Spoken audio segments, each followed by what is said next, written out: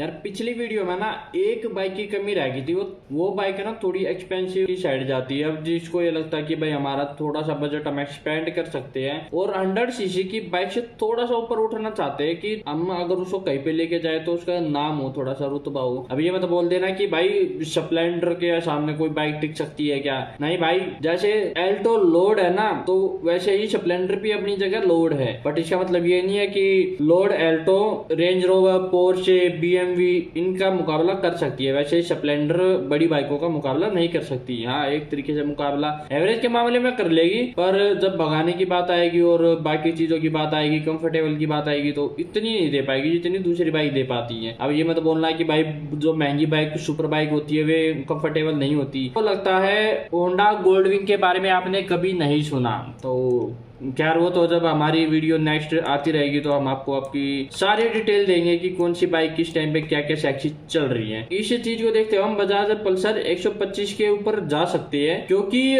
उन बाइकों से वो थोड़ा सा ऊपर की साइड है। 150 सीसी तक भी आपको नहीं जाना और उससे कम ही रहना तो 125 सीसी की बजाज पल्सर आप दे सकते हो। वो बहुत बढ़िया और दिखने में भी सुंदर है और उसकी रोड प्रेजेंस अच्छी है इन बाइकों के मुकाबले, तो आपको थोड़ा सा अच्छा लगेगा उस बाइक के ऊपर बैठ के। आज हम बात करेंगे 150 सीसी सेगमेंट की बाइक की पे। अब 150 से लेके 160 सीसी तक हम जंप आराम से कर सकते हैं, क्योंकि वो सेमी सेगमेंट होता है। उससे ऊपर सेगमेंट फिर 200 सीसी आता है। वो तो कह रहे नेक्स्ट वीडियो में आपको पता लग जाएगी 200 सीसी में बेस्ट बाइक कौन सी है। बट आज हम 150 से 160 सीसी के बीच में बाइक के बारे में बात करेंगे। हम पहले बात करते हैं 10th नंबर बाइक की, वो है R15V4।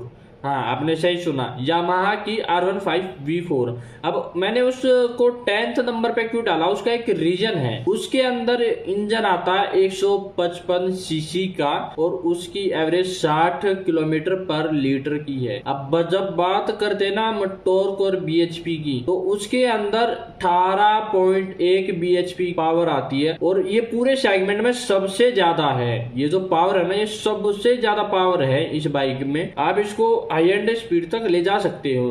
बट जहाँ पे इसका टॉर्क की बात करती है ना, इसका टॉर्क है 14.2 न्यूटन मीटर। अब ये लगा लो जो हमारी टॉप की बाइक है ना, उसका टॉर्क है 14.73 न्यूटन मीटर और जो 10th नंबर पे बाइक है ना, इसका टॉर्क है 14.2 न्यूटन मीटर। तो इन दो चीजों का बस फर्क है। बाकी R15V4 अच्छी है, बट सिर्फ सिंगल बंदे के लिए, वो पिलियन के लिए इतनी अच्छी नहीं है, क्योंकि जो उसमें पिलियन बैठता वो राइडर से दुगना ऊपर बैठता है। ये लगा लो अगर राइडर ग्राउंड फ्लोर पे तो पिलियन सेकंड फ्लोर पे बैठेगा। अब बात करते हैं हमारी 9th नंबर बाइक की, जो की है जिक्सर SF। इसके अंदर 155 सीसी का इंजन आता है और इसकी एवरेज है 45 किलोमीटर पर लीटर। 150 सीसी सेगमेंट में 45 किलोमीटर पर लीटर की एवरेज सबसे कम है। जो कंपनी क्लेम कर रही है, मैं उस चीज के बारे में बात कर रहा हूँ कि कंपनी कितना क्लेम कर रही है। अब निकालने का तो भाई जो मेरी अपाची है वो मुझे 32-36 भी एवरेज दी है, तो ऐसा वो नहीं है। ये सिर्फ कंपनी क्लेम्ड चीजें मैं आपको बता रहा हूँ। और जो जिक्सर SF की BHP है वो 13.4 BHP है और इसमें 13.8 न्यूटन मीटर का टॉर्क आता है। जिसको एक सुंदर सी क्यूटी सी बाइक चाहिए वो जिक्सर SF के साथ जा सकता है, कि मतलब ठीक ठाक बाइक हो घर पे और भगाने में भी ठीक हो, मतलब नॉर्मल सी बाइक है ना कि हाँ भाई बढ़िया सुंदर हो दिखने में, तो आप जिक्सर SF के ऊपर जा सकते हो। 8वें नंबर पे है MT-15। उस बाइक के अंदर आता है 155 सीसी का इंजन, जो कि R15 में भी आता है और MT-15 में भी सेम इंजन ही है। उसकी एवरेज 57 किलोमीटर पर लीटर की है। उसकी जो एवरेज है ना वो R15 से 3 किलोमीटर पर लीटर की कम है और उसकी जो BHP है ना वो है 18.14। इस सेगमेंट की सबसे ज्यादा BHP है वो इसी बाइक की है 18.14 BHP और इसमें जो टॉर्क है ना 14.1 न्यूटन मीटर का आता है। तो MT-15 है ना थोड़ा सा कम्पीट कर सकती है R15 के साथ बहुत अच्छे तरीके से। जो हमारे 7th नंबर की बाइक है वो है पल्सर NS 160। अब इस बाइक में 160.3 सीसी का इंजन आता है और इसकी एवरेज है 45 किलोमीटर पर लीटर। इतनी अच्छी एवरेज नहीं कहेंगे हम इसको। और इसके अंदर आती है 17.2 BHP की पावर। MT और यामाहा के मुकाबले इसकी जो पावर भी कम है और इसकी एवरेज भी कम है। और बात करें इसके अंदर टॉर्क कितना आता है, इसके अंदर आता है 14.6 न्यूटन मीटर मीटर का टॉर्क, जो कि इस बाइक में टॉर्क इन तीनों बाइकों से ज्यादा आता है, 14.6 न्यूटन मीटर का टॉर्क। बट एवरेज का भी आपको हिसाब देखना पड़ेगा। जो हमारे 5th नंबर पे बाइक आती है वो आती है हीरो एक्सट्रीम। उसका जो इंजन है वो 163 सीसी का इंजन है। वो हमें कहीं ना कहीं 55 किलोमीटर पर लीटर की एवरेज निकाल के देता है। इसकी जो बीएचपी है ना 15 बीएचपी है, और इसकी एवरेज भाई इतनी ज्यादा नहीं है, क्योंकि इससे ज्यादा बीएचपी देने वाली बाइक इससे ज्यादा एवरेज दे रही है। ये थोड़ा सा आप देख सकते हो। और इसमें 14 न्यूटन मीटर का टॉर्क आता है। अब टॉर्क का ना ये बात समझना, जिस बाइक का जितना ज्यादा टॉर्क वो उतनी तेजी से निकल जाएगी इनिशियल स्टेज में। जिस बाइक की जितनी ज्यादा बीएचपी वो उतनी लंबी दूरी की घोड़ी होती है, मतलब लंबी दूर का घोड़ा जो हम बोलते हैं, वो इतनी लंबी दूर की घोड़ी होगी, घोड़िया घोड़ा वट एवर यू लाइक। और अब हम बात करते हैं 4th बाइक की, यामाहा FZ, FI और FX। ये तीनों बाइकों की मैं बात कर रहा हूँ इसमें, ठीक है। ये तीनों सेम है तकरीबन।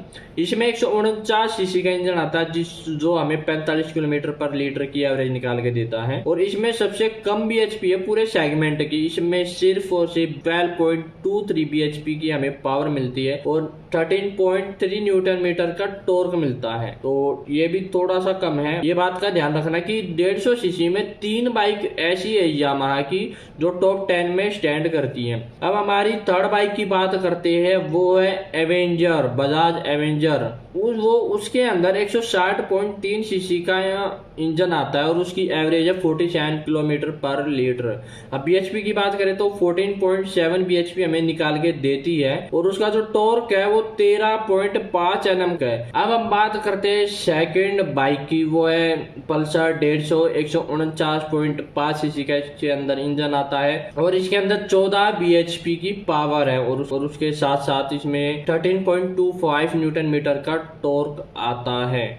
ये लगा लो इस बाइक का जो टॉर्क है वो ठीक है भाई, सिटी के हिसाब से, by look, by road presence ये बाइक सुंदर लगती है रोड पे जब चलती है। बट अब ये डिजाइन थोड़ा सा पुराना हो चुका तो लोग इसको नहीं लेते, क्योंकि हल्का सा ना, अब ये 2009 से लेके अब 2000 हमारा 24 आ चुका, अब तक की इसकी शेप है ना वो ही है। इसके अंदर थोड़े थोड़े कलर ग्राफिक डाल देते हैं लोग, बट मुझे कुछ खासा इसका डिजाइन पसंद आया नहीं है। वैसे ही हमारी 2009 वाली पल्सर दिखती है और आज के टाइम की भी सेम बाइक पल्सर 150 दिखती है सेम। आप अगर सामने एक साथ खड़ी कर दोगे तो कुछ ज्यादा डिफरेंस पता नहीं कर पाओगे। ग्राफिक और जो बैली गार्ड लगा होता है उसके अलावा कोई डिफरेंस नहीं पता कर पाओगे। तो बजाज पल्सर 150 का ना हल्का सा डामाडोल है चीज, आप उसको इग्नोर कर सकते हो क्योंकि बहुत पुराना डिजाइन है। अब हम विनर की बात कर रहे हैं, winner of the 150 CC segment, वो है none other than Apache 160 4V। हाँ, टीवीएस अपाची 160 4V। अब इसके स्पेक की बात करते हैं। इसके अंदर इंजन आता है 159.7 सीसी का, इसकी एवरेज है 53 किलोमीटर पर लीटर की और इसके अंदर 17.31 बीएचपी की पावर आती है। अब पावर के हिसाब से ना, जो बीएचपी है उसके हिसाब से ये बाइक कहीं ना कहीं MT-15 और R15 से हार जाती है। बट जब हम बात करते हैं टॉर्क की, पूरे सेगमेंट में ए से लेकर जेड तक पूरा 150 सीसी का जितना भी सेगमेंट है ना, सबसे ज्यादा टॉर्क इसी का है, वो है 14.73 न्यूटन मीटर। जो इनिशियल पावर होती है ना किसी भी व्हीकल की, वो न्यूटन मीटर टॉर्क में देख लेना, जिसका जितना ज्यादा न्यूटन मीटर टॉर्क वो उतने हिसाब से भगती है। अब 14.73 न्यूटन मीटर सबसे ज्यादा पावर है इस सेगमेंट में और ये बहुत तेज भगती है भाई, लिटरली ये बहुत, इसका 0 to 60 ये कुछ सेकंड में ही चढ़ जाती है। मैंने अपनी बाइक पे 0 to 60 जब ये नई आई थी उस टाइम पे टेस्ट किया था और वो